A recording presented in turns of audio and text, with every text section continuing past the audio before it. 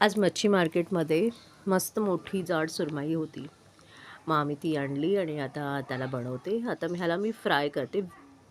करीचा सुद्धा मी व्हिडिओ बनवला तो व्हिडिओ मी नंतर अपलोड करणार आहे. आज अगोदर मी फ्रायचा व्हिडिओ अपलोड करते. तर मी ह्याला थोडं वेगळं बनवायचा प्रयत्न केला.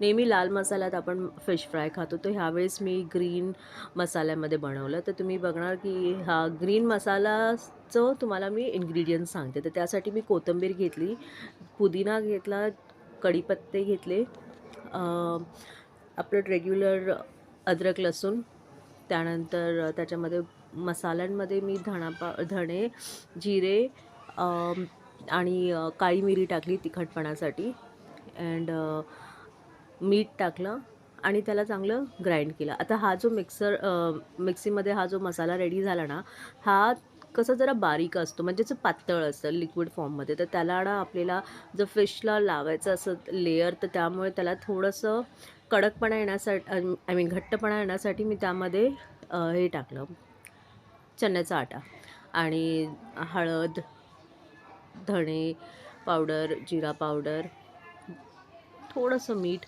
आणि हे टाकून मी त्याला तेल टाकून थोडंसं त्याला बाइंड केलं चांगलं. आणि मग त्यानंतर त्याच्यामध्ये जरा तो घट्टेपणा ना चण्याच्या आट्यामुळे आला. मग त्याला नंतर मस्त मी असं ते लेयर लावलं मच्छीवर. आणि मग नंतर रवा घेतला, त्याच्यामध्ये थोडंसं तांदळाचं पीठ टाकलं आणि मग त्याला असं वरती असं डिप केलं, त्यावरती असं कोटिंग केलं आणि हे बघा त्याला खूप मस्त फ्राय केलं. एवढं डिलिशियस आणि आय कुडंट स्टॉप इटिंग, इतकं टेस्टी होतं. मस्त, तुम्ही ट्राय करा, मस्त आहे.